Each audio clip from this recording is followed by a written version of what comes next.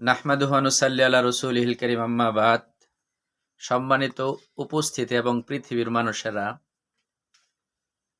আমি একটা গুরুত্বপূর্ণ বিষয়কে সামনে রেখে এখানে উপস্থিত হয়েছি। এটা হলো কিয়ামতের দিন হিসাব যখন নেবে আল্লাহ তাআলা, তখন কতজন করে হাজির করবে, কতজন আল্লাহর সামনে দাঁড়ায় হিসাব দিবে, এই সম্পর্কে একটা কথা বলবো।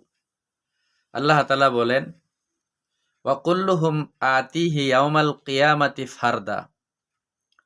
আল্লাহ তাআলা বলেন, আমার দরবারে, আমার সামনে কিয়ামতের দিন প্রত্যেকেই একা একা আসবে, দুইজন না।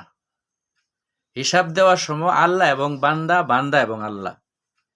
এখানে আর কোনো দল বা গোষ্ঠী বা লোক থাকবে না।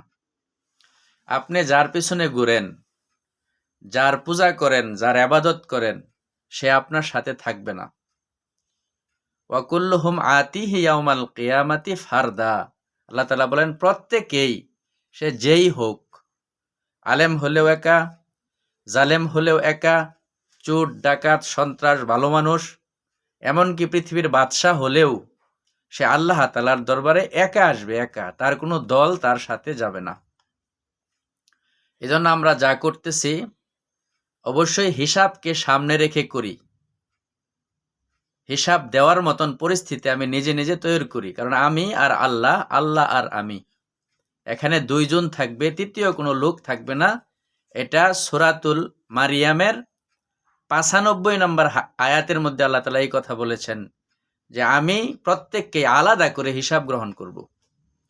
জবাবদিহিমূলক হিসাব দিতে হবে, এই ধরনের চিন্তা ভাবনা করে যেন আমরা জিন্দেগি চালাই।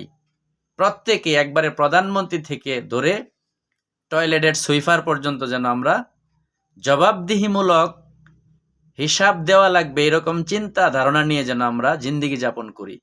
আল্লাহ তাআলা আমাকে সহ সবাইকে আমল করার তৌফিক দান করুক।